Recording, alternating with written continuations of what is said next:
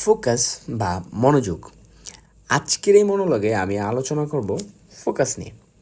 And একটা বিষয় point out করবেন যে আমরা কেন জানি আগের মতো আর মনোযোগ ধরে রাখতে পারি না।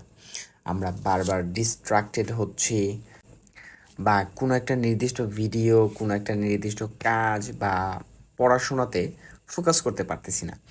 অ্যান্ড আপনি লক্ষ্য করবেন যে ফেসবুকে আগে হয়তো আপনি 10 মিনিটের একটা ভিডিও দেখতে পারতেন, বা 10 মিনিট ধরে একটাই ভিডিও দেখতেন, কিন্তু এখন আপনি 10 মিনিটে 50টা ভিডিও দেখতেছেন, ছোট ছোট রিলস দেখতেছেন।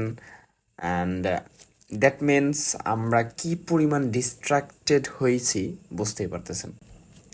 এখন আসেন জানি ফোকাস ধরে রাখার জন্য কি করা লাগবে। আমরা সবাই জানি যে খেলার ছলে সব থেকে ভালো শেখা হয়, অ্যান্ড সিমিলারলি কোনো একটা কাজ যদি আপনি আনন্দের সাথে করেন তাহলে ওই কাজটা খুব ভালোভাবে করা হয়। অ্যান্ড একটা বিষয় লোকেট করবেন যে আপনি হয়তো অনলাইন কোনো গেমস খেলতেছেন, মোস্ট অফ দ্য টাইমস আপনি টাইম ট্র্যাক হারিয়ে ফেলবেন।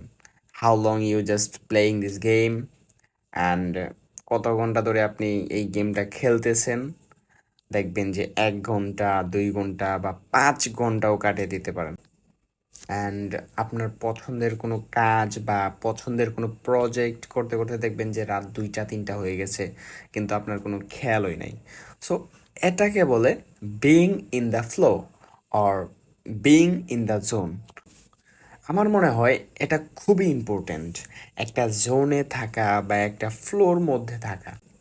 আপনি যদি এই জোন বা ফ্লোর মধ্যে থাকতে পারেন তাহলে আপনার ফোকাসটা সরে যাবে না, আপনি কখনো টায়ার্ড ফিল হবেন না, কারণ আপনি ওই কাজটা করার মধ্যে আনন্দ পাচ্ছেন।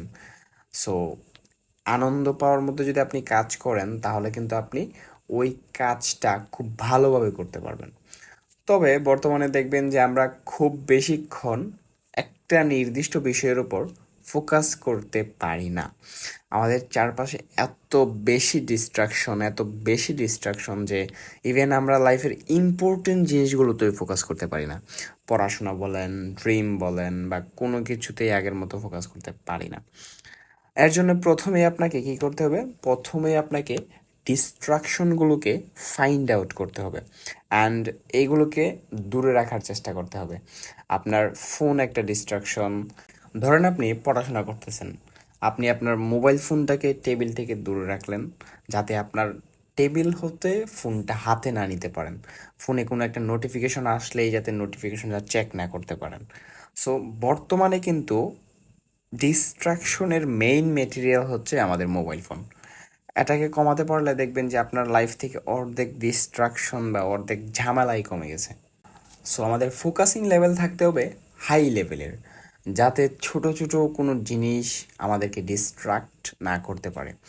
অ্যান্ড চলেন একটা গল্প বলি, তাহলে হয়তো খুব ভালোভাবে বুঝতে পারবেন যে আমাদের উচিত একটা কাজে কত ভালোভাবে ফোকাস করা। অ্যান্ড গল্পটা হয়তো সবাই শুনেছেন, এরপর বলি যে আইনস্টাইনের বাসার পাশে একটা পাখির বাসা ছিল, অ্যান্ড পাখিটার সাথে 2টা কিউট কিউট বাচ্চাও ছিল। সো একটা লোক একদিন ওই পাখিটার জন্য একটা বাসা বানিয়ে দিয়ে গেল, অ্যান্ড বাসার মধ্যে একটা বড় করে ছিদ্র করে দিয়ে গেল যাতে পাখিগুলো আসা যাওয়া করতে পারে। তখন আইনস্টাইন গিয়ে ওই লোকটাকে জিজ্ঞাসা করলো যে আচ্ছা, তুমি ওই ছোট্ট পাখিটার জন্য কেন ফুটো করে নাই? অ্যান্ড এইখানে কিন্তু আপনি এবং আমি বুঝতে পারতেছি যে হচ্ছে বড় ছিদ্র দিয়েই কিন্তু ছোট পাখিটা এবং মা পাখিটা ঢুকতে পারবে। বাট আইনস্টাইন একটা জিনিস খুব ভালো পারতেন, সেটা হচ্ছে ফোকাস করা। উনি এইখানে মা পাখিটার দরজার মধ্যে এতই ফোকাস করেছেন যে ভুলেই গেছেন যে ছোট্ট পাখিটাও একই দরজা দিয়ে ঢুকতে পারবে। সো উনি এত বেশি ফোকাস করেছেন যে বাকি সব কিছুকেই ইগনোর করতে পেরেছেন। এই জিনিসটা অনেকটা আমাদের সাথে হয়, কিন্তু বিপরীতভাবে।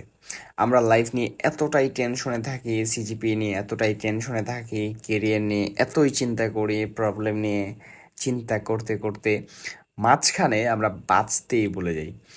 সো আমাদের উচিত লাইফ থেকে ডিস্ট্রাকশনগুলোকে ঝেড়ে ফেলা এবং ভালো ভালো যে জিনিসগুলো আছে ওইগুলোতে ফোকাস করা অ্যান্ড লাইফটাকে এনজয় করা, জীবনটাকে উপভোগ করা। একটাই তো জীবন, and we should try to living in the moment. And guys, I have a question for you. Are you living in the moment? Please make sure in the comment section, and let's finish this monologue.